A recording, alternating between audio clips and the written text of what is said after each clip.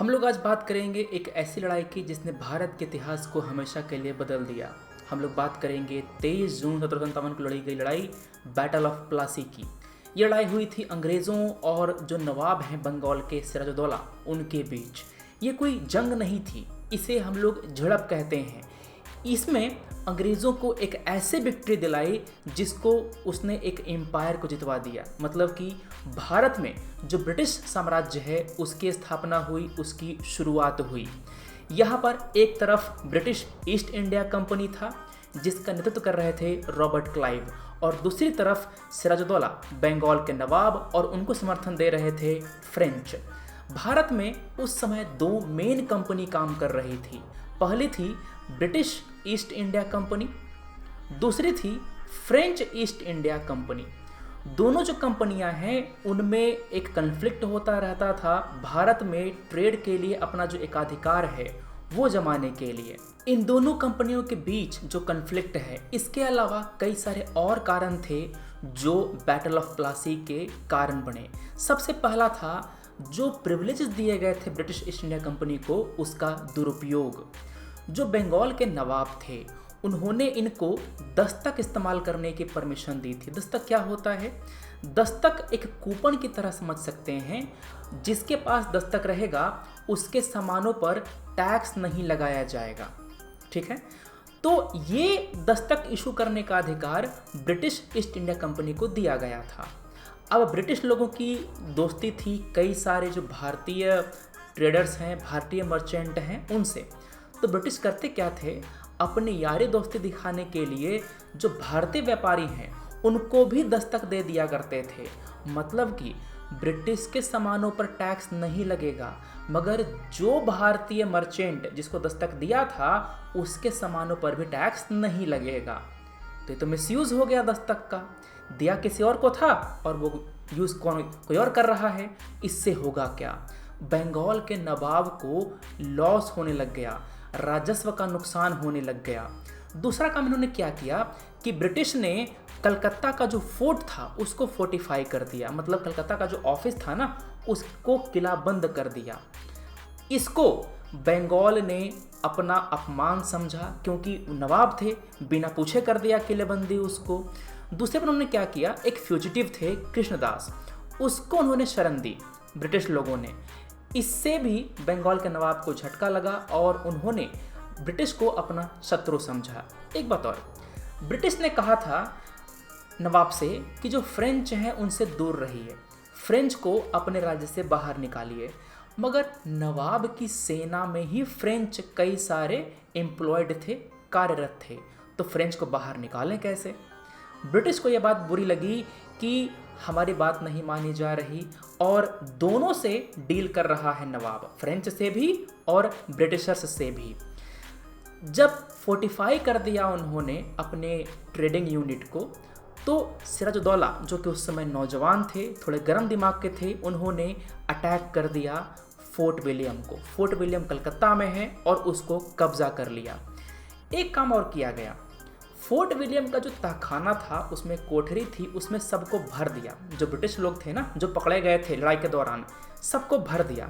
कहा जाता है कि 146 अंग्रेज़ों में से 123 इसी कमरे में मारे गए। गर्मी के कारण, सफोकेशन के कारण, दम घुटने के कारण इसको हम कहते हैं ब्लैक होल ट्रेजेडी। पहला कारण क्या था? दस्तक का दुरुपयोग। दूसरा कारण क्या था? जो फोर्ट है, मतलब जो यूनिट है उसको फोर्टिफाई करना, किलेबंदी करना। तीसरा कारण क्या था? कृष्णदास को शरण देना ब्रिटिश के द्वारा। चौथा कारण क्या था? ब्लैक होल ट्रेजेडी जो हुई थी फोर्ट विलियम के तहखाने में कलकत्ता में। क्लियर है? इन सब के बाद और भी कई सारे कारक हैं जिम्मेदार बैटल ऑफ प्लासी के पीछे। हम लोग सबको देखेंगे विस्तार से। पहला, ब्रिटिश जो थे वो बंगाल में राजनीतिक, प्रशासनिक और इकोनॉमिक, आर्थिक सुपीरियोरिटी चाहते थे। इसके लिए क्या जरूरी था कि सिराजुद्दौला को हटा करके उसकी जगह पर एक कठपुतली नवाब बिठाया जाए। मतलब कि सिराजुद्दौला को हटा करके जो मीर जाफर है उसको सत्ता पर बिठाया जाए। जो सिराजुद्दौला के कई सारे रिलेटिव थे वो भी उसको अपोज करते थे, जैसे कि शौकत जंग है। शौकत जंग को सपोर्ट किया अंग्रेजों ने और इससे नवाब कमज़ोर हुआ। जिसे कहते हैं ना घर के भेदी लंका ढाए, वही हाल यहाँ पर हुआ। सिराजुद्दौला अपनी कमज़ोरी से नहीं हारे, वो ये जो ट्रेटर्स थे, ये जो देशद्रोही थे, इनके कारण हारे। यहाँ पर अंग्रेज़ और नवाब दोनों में एक शत्रुता चलती थी, दोनों एक दूसरे को पसंद नहीं करते थे, ये फीलिंग म्यूचुअल थी। जो आर्मी था सिराजुद्दौला का वो उतना कारगर साबित नहीं हुआ, क्योंकि पहली बात वो उतना एफिशिएंट नहीं था जितना उनके नाना के ज़माने में, अलवर्दी खान वगैरह जो पहले थे उनके ज़माने में। ब्रिटिश ने मीर जाफ़र के साथ ट्रीटी साइन कर ली 4 जून 1757 को, और इससे जो ब्रिटिश जो थे ना वो काफ़ी मजबूत स्थिति में आ गए, क्योंकि उनको भेद पता लग गया अंदर का। उनको यकीन हो गया कि अब सिराजुद्दौला हारेगा, क्योंकि इनका तो मेन आदमी ही आ गया हमारी तरफ। सिराजुद्दौला अंग्रेजों से ज़्यादा फ्रेंच को मानते थे और उसको ज़्यादा भरोसेमंद मानते थे, और फ्रेंच थे भी ज़्यादा भरोसेमंद अंग्रेजों से। आगे क्लाइव का ये मानना था कि जो भारत की आर्मी है, मतलब नवाब की जो आर्मी है, एक भीड़ है बस, जो गोली की आवाज़ से डर जाती है। होता है ना एक सुपरियरिटी कॉम्प्लेक्स, ये मानना था उनको। क्लाइव ने मीर जाफ़र को मिला लिया, दुर्लभ राय को मिला लिया, और जो दूसरे मिलिट्री कमांडर्स हैं उन सबको अपनी तरफ मिला लिया, और इससे जो नवाब हैं काफ़ी कमज़ोर हो गए। अब देखते हैं, देखो मैंने कहा ये कोई जंग नहीं थी, ये केवल एक झड़प थी। यहाँ पर ब्रिटिश ने अपना मिलिट्री सुपरियरिटी नहीं दिखाई, यहाँ पर उसको मौका ही नहीं मिला दिखाने का कि हम मिलिट्री के रूप में कितने बड़े पावर हैं। ये जो मौका है वो अंग्रेज़ों को मिला 1764 में, जब बैटल ऑफ बक्सर हुआ था ना, जब बक्सर का युद्ध हुआ था उसमें 3 सेनाओं को अकेले ब्रिटिश ने हराया था। ठीक है, मीर कासिम, फिर अवध का नवाब और शाह आलम द्वितीय, 3 लोगों की जो कंबाइंड आर्मी थी उसको अंग्रेज़ों ने हराया। बक्सर के बाद ड्यूअल गवर्नमेंट आया। कोने में आपको एक लिंक दिख रहा होगा, उसको क्लिक कीजिएगा। ड्यूअल गवर्नमेंट पर हमने एक वीडियो बनाया है, उसको आप देख सकते हैं। नवाब के जो कैंप है उससे सारे लोग भाग गए, नवाब अकेले पड़ गए और इनकी हत्या कर दी गई। जो बैंकर हैं बंगाल के, जो मीर जाफ़र हैं, उन्होंने अपने नवाब को अंग्रेज़ों के हाथ सौंप दिया हारने के लिए, लड़ाई में शामिल ही नहीं हुए। इसके बाद क्या हुआ, पूरे बंगाल में लूट मची, प्लंडर ऑफ बंगाल ये हुआ। बंगाल की जो जनता थी उनका शोषण होना शुरू हुआ, लॉ एंड ऑर्डर की समस्या आ गई, क्योंकि मीर जाफ़र उतना एबल नवाब नहीं हुआ, उतना योग्य नवाब साबित नहीं हुआ। लॉनेस आ गया, जो आपका एक्सप्लॉयटेशन है, आर्थिक जो शोषण है ब्रिटिश का, वो शुरू हुआ।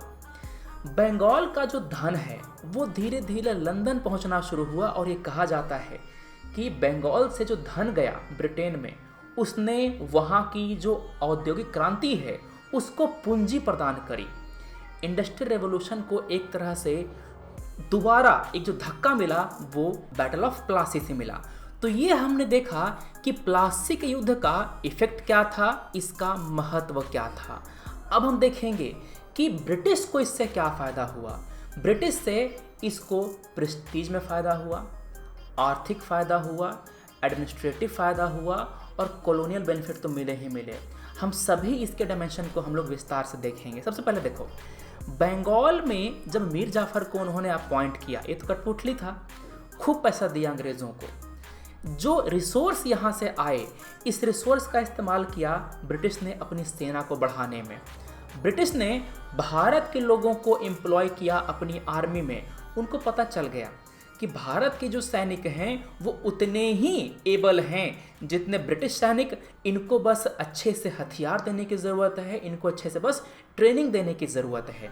बंगाल से जो रेवेन्यू आना शुरू हुआ ब्रिटिश को, उससे वो लोग अपने एक्सपोर्ट को फंड करने लग गए। मतलब कि ब्रिटिश भारत में जो सामान खरीद रहे थे, भारत से जो सामान वो ब्रिटेन में भेज रहे थे ना, उसको भारत के पैसे से ही खरीद के वहाँ पर एक्सपोर्ट करने लग गए। इसके लिए पहले वो वहाँ से सोना लेकर के आते थे। करते क्या थे कि ब्रिटिश पहले इंग्लैंड से सोना लेकर के आते थे, गोल्ड, और यहाँ से सामान खरीद करके यूके भेजा करते थे। अब क्या हो रहा है, वहाँ से सामान आना बंद हो गया। भारत का जो बंगाल की जो धन है, पूंजी है, खजाने का पैसा है, उससे सामान खरीद करके यूके एक्सपोर्ट किया जाने लगा। तो सोने की चिड़िया के पंख तो गिरेंगे ही फिर। तो यही हाल होने लग गया। हमारा जो बंगाल है वो धीरे धीरे आर्थिक रूप से क्षय होने लग गया उसका। ब्रिटिश को जो टैक्स बेनिफिट दिए गए, जैसे कि दस्तक का जो ये छूट था ना, अब तो ब्रिटिश खुल के उसका मिसयूज करने लग गए। जो टैक्स बेनिफिट दिया गया ब्रिटिश को, ब्रिटिश ईस्ट इंडिया कंपनी को, उसके कारण कोई भी दूसरी कंपनी इससे compete नहीं कर पाए। चाहे वो फ्रेंच ईस्ट इंडिया कंपनी हो, चाहे वो डच ईस्ट इंडिया कंपनी हो, न फ्रेंच न डच कोई भी ब्रिटिश कंपनी से compete नहीं कर पाया। ब्रिटिश ने बंगाल में जो ट्रेड है, कॉमर्स है, उस पर एक तरह से एकाधिकार हासिल कर लिया। ब्रिटिश ने अपनी सेना को बढ़ा करके फ्रेंच की सेना को मसूलीपट्टनम में 1759 में हरा दिया और नॉर्दर्न सरकार को सिक्योर कर लिया, अपने कब्जे में कर लिया। डच को भी हरा दिया गया, प्रशासन उसने मजबूत कर ली, और बंगाल जो कि एक बहुत ही प्रॉस्पेरस राज्य था, प्रोविंस था, उसको इंडस्ट्रियली और कमर्शियली एक्सप्लॉइट किया गया।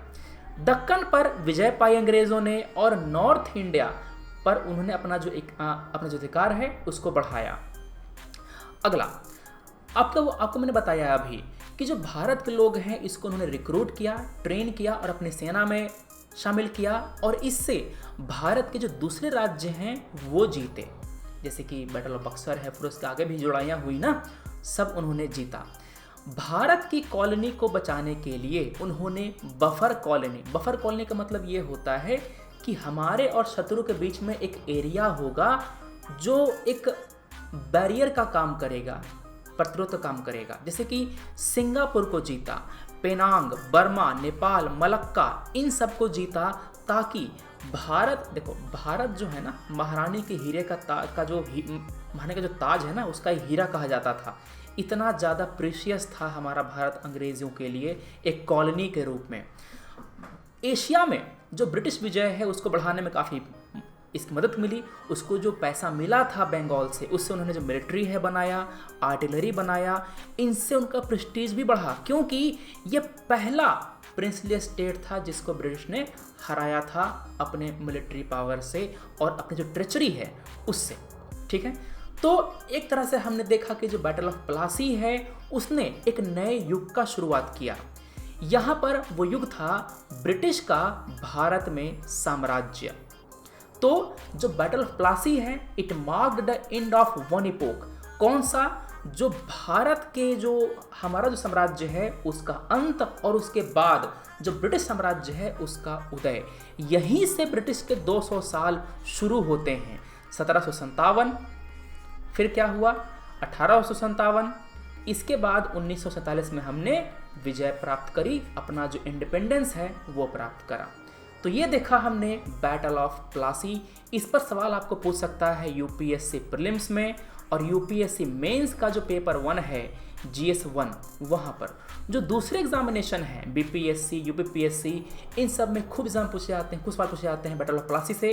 तो ध्यान से जो फैक्ट हैं उन्हें याद रखिएगा, जो क्वेश्चन एनालिटिकल हैं उनका भी आंसर आप आराम से कर लेंगे। अब हम मिलते हैं अपने अगले वीडियो में। Thanks for watching, take care, Jai Hind.